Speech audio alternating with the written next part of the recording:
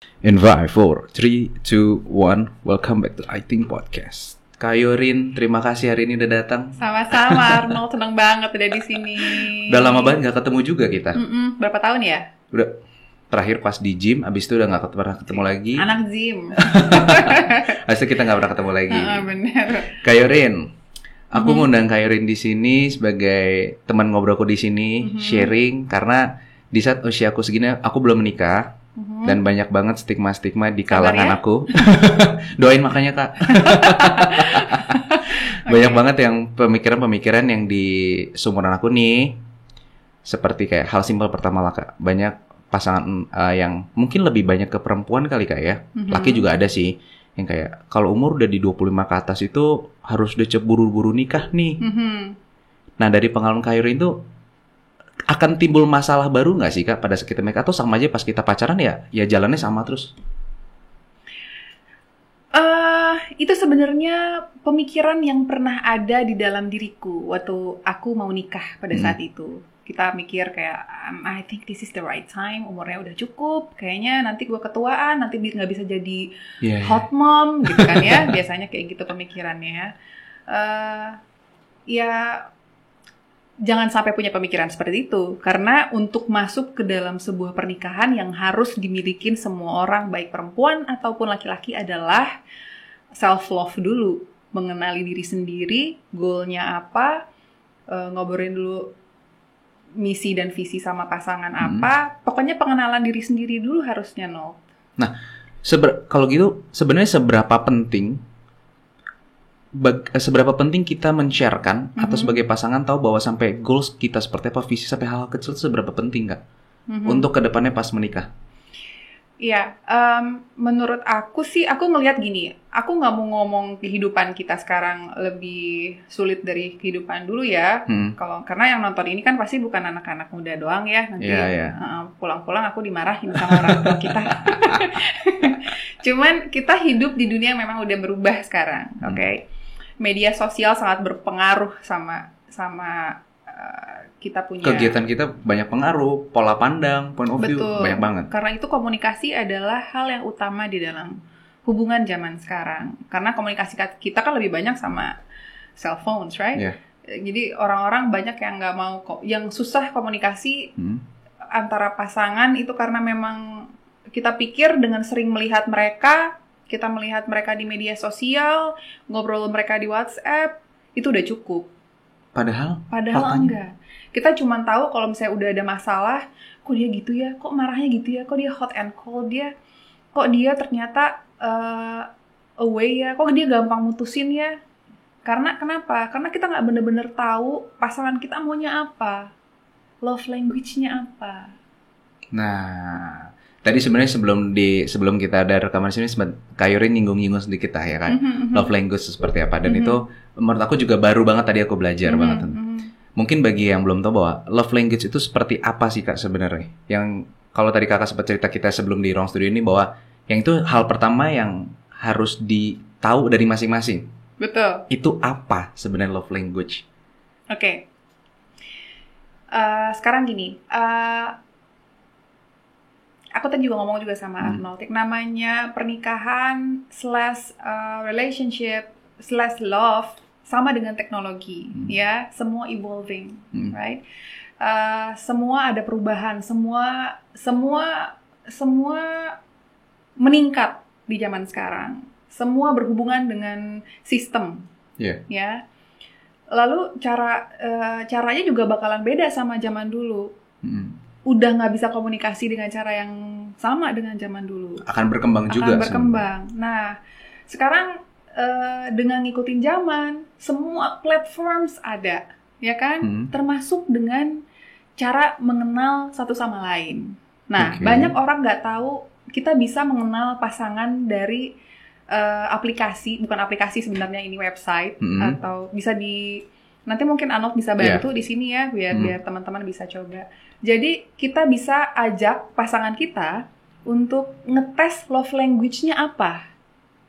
Ada 5 words of affirmation. Itu kalau words affirmation tuh kayak ada orang yang mungkin lebih suka denger kata I love you, I miss you, you're so nice, you're so beautiful. Words of affirmation.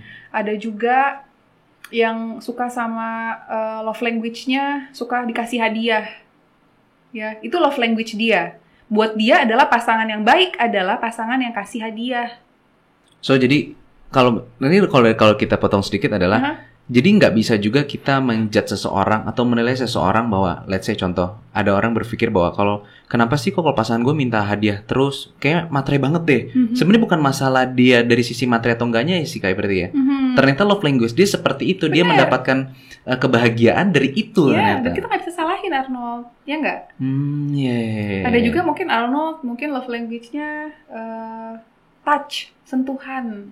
Sentuhan tuh bukan berarti apa-apa ya, tapi mungkin lebih seneng kayak cuddling, pegangan tangan. Lebih ngerasa jadi tenang. Even though diam aja, kita kadang suka ya di restoran ngeliat ada kakak-kakak, nenek-nenek gitu, mungkin pegangan tangan.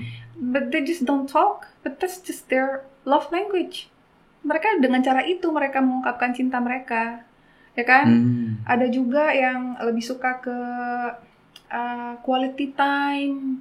Jadi lebih suka nonton, seperti Arnold tadi bilang, ada yang lebih suka nonton, liburan yuk, hiking yuk, lari bareng yuk, gitu. Itu love language-nya. Dan aku rasa itu yang bisa ngebantu pasangan zaman sekarang di dunia digital ini.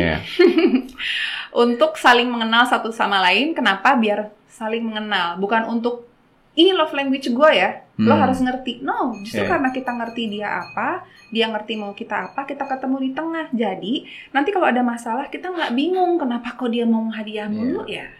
Kok dia maunya liburan mulu. Sehingga sehingga jadi akhirnya banyak orang berpikir bahwa kayak tadi ya, pada saat ada sentuhan atau ada kehadiran orang itu di situ, ada orang mikir kayak, jadi manja banget ya gitu kan, kok apa-apa harus ada bareng, harus ini bareng, ini bareng. Ternyata bukan masalah dia manjanya, tapi dia mendapatkan kasih sayang, dia merasa bahagia dari pasangan adalah saat bareng-bareng. Ada juga misalnya kayak, oh ini mau sesuatu hadiah, mungkin kayak hadiah kecil, bukan karena dari sisi uang yang dilihat, tapi pemberiannya yang dilihat. Jadi benar, bukan mahalnya. Iya. Tapi it's more like the effortnya aja gitu, lebih ke kreatifnya dia mau ngasih apa segala macam gitu. Tapi gini Kak, maksudnya dari kalau Yorin kan pasti udah punya pengalaman juga bahwa pada saat menikah ini kita nggak bisa bohong bahwa ego masing-masing dari pasangan itu kan main banget ya Kak ya. Walaupun orang bilang bahwa ya kita harus pengertian, kita harus mengerti satu sama lain. Tapi tidak bisa dipungkiri ada satu yang kita punya, gue nih kayak gini nih. Dari kalau Kak Yorin sendiri gimana sih kita bisa ngatur atau mengerti minimal dari pasangan kita? Selain dari love language tadi Kak ya.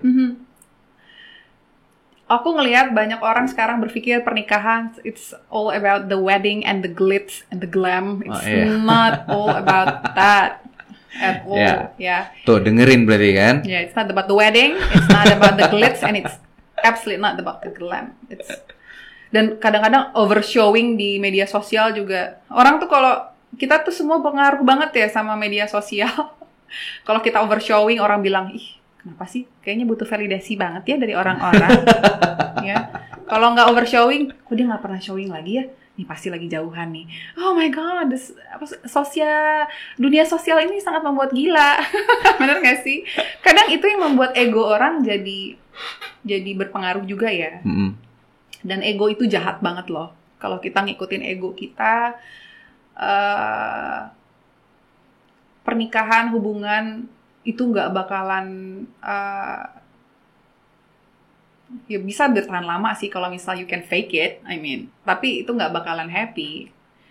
Hubungan itu tentang be yourself but not too much. Ngerti nggak? Be yourself but not too much maksudnya gini, be yourself, jadilah diri sendiri, not too much because you need to control yourself a little bit. Di situ kenapa? Karena dengan kontrol dirimu sendiri, berarti kamu pikirin perasaan dia. Kamu pikirin outcome-nya gimana kalau gue kayak gini. Yes, be yourself, but have a little bit of control. Karena a little bit control itu, tanda dalam kurung, itu porsinya dia. Oke. Gitu. Jadi ego, gimana cara mengontrol ego? Sadar dari itu dulu. Be yourself with a little bit of control. Kontrolnya apa? Porsinya dia. Di situ kita mikirin, ini nggak bener nih kalau gini, dia bakalan nggak suka. this is not right. Kalau gue etni perempuan, this is not gonna be nice. Kalau gue ngabisin waktu terlalu banyak di luar, dia pasti lonely. Gitu sih.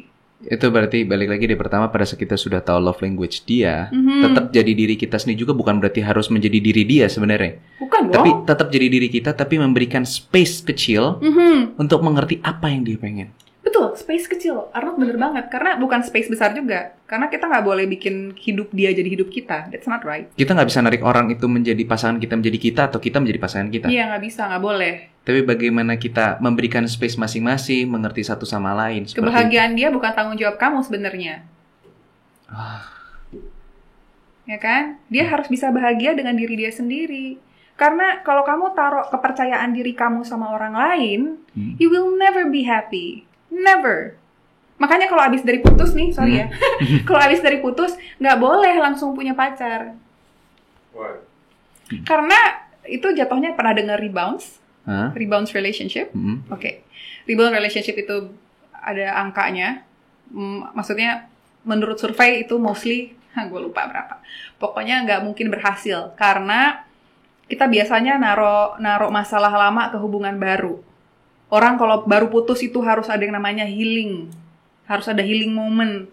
Harus diem sendiri. Itu juga ada kayak love language juga tuh. Jadi you need to away from the couple because pasangan kita mau putus nih. Kamu mau putus. Dia mau putus nih pasangan kamu.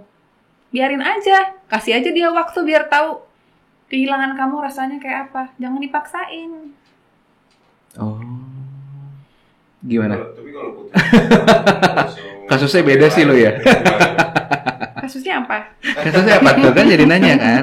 Kasusnya apa? Kasusnya jadi berbeda dia Kak. Oh gitu. Jadi yang nanti di luar ini ya. Nah Kak, yang menarik juga bahwa setiap kita, kalau kita ngomong bahwa setiap pernikahan itu juga tidak semuanya indah akhirnya. Iya dong. Tidak semua akhirnya berakhir sama indah. Sama aja sama tembok.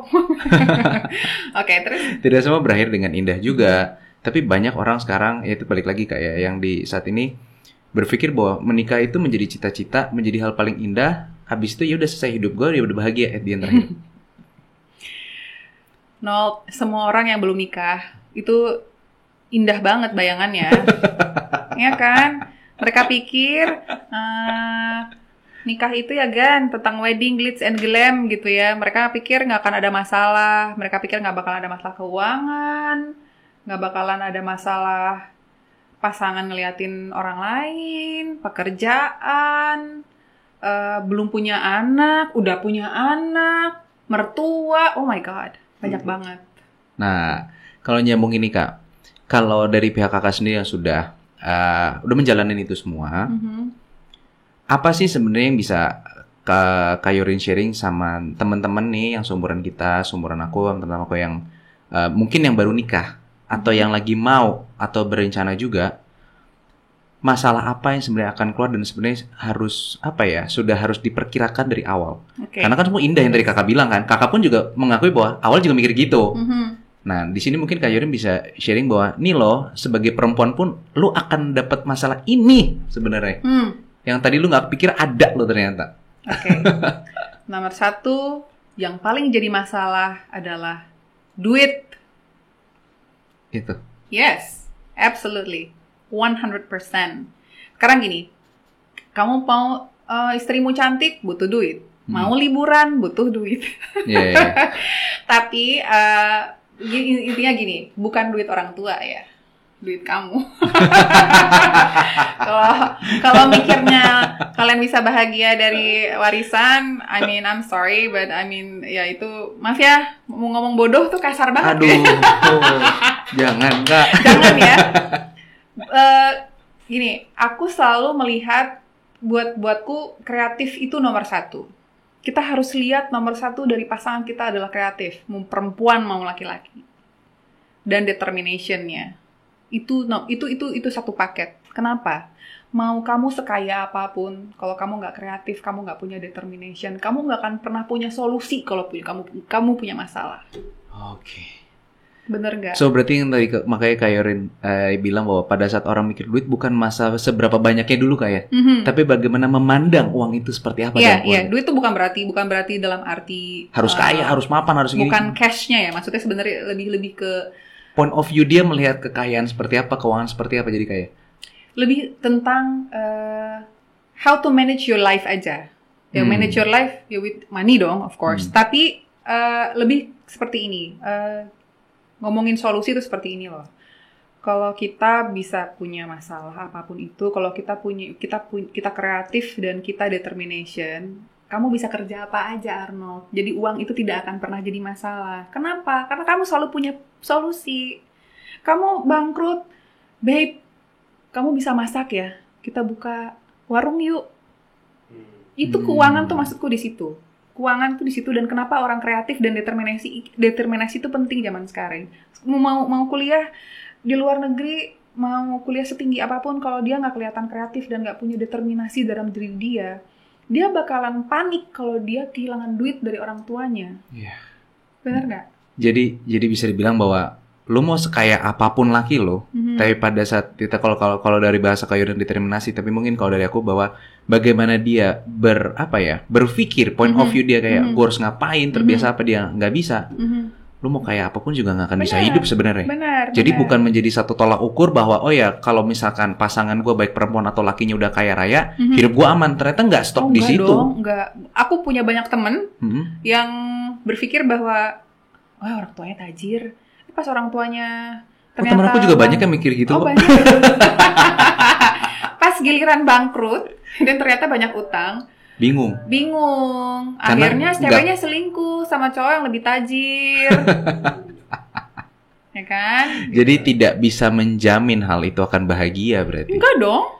Dan kasarnya bahwa dari enggak ada yang menjamin, Nol.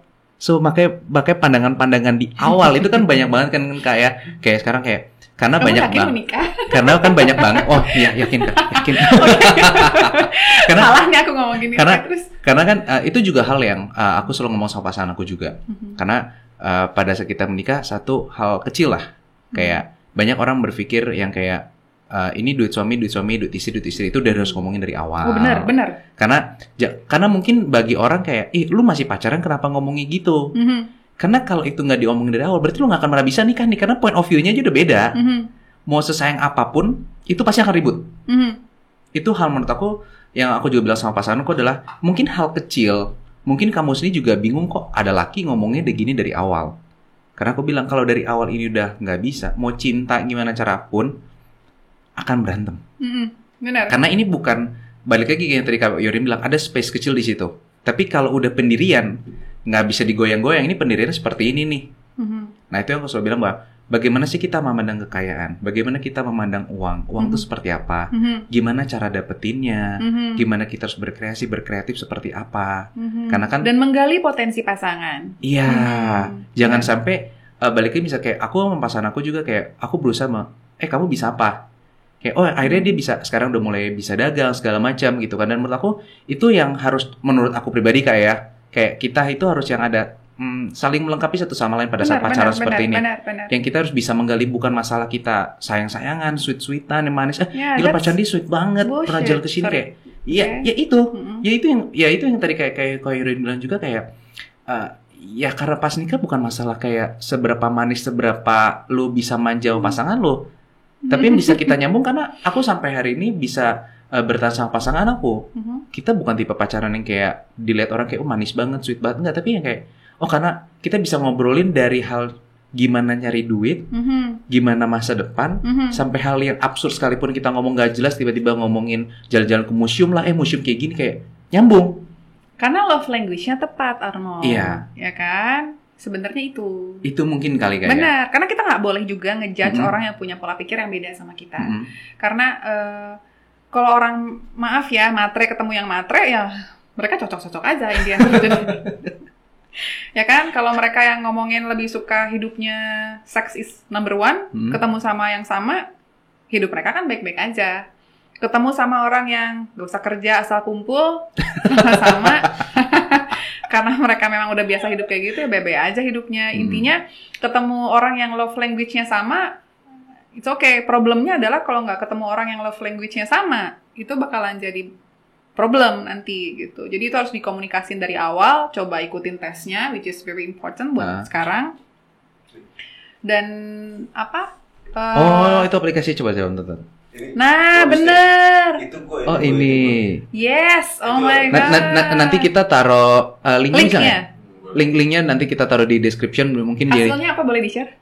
Iya itu. Ada quality time ini kayak gini Kak. Nah, yang paling kecil apa dia butuhinnya? Yang paling kecil itu receiving gift dia namanya. Kan dia suka dikasih hadiah. Itu yang kalau tanpa di luar sadar. Makin kecil atau makin besar? Kecil Dia paling kecil. Berarti nggak butuh hadiah. Jangan juga ngomong gini, entar pacaran ngasih apa-apa. Enggak. Dia iya. Tapi bener loh. Iya kan? Ini gue sebagai partner kerja dia, sebagai teman yang udah sering ngobrol. Bener ya? Iya sih. Kan? Selama ini kayak gitu nggak sih? Iya. Bener ya? Dia paling besar di quality time. Dia suka spending time bareng-bareng sama pasangannya.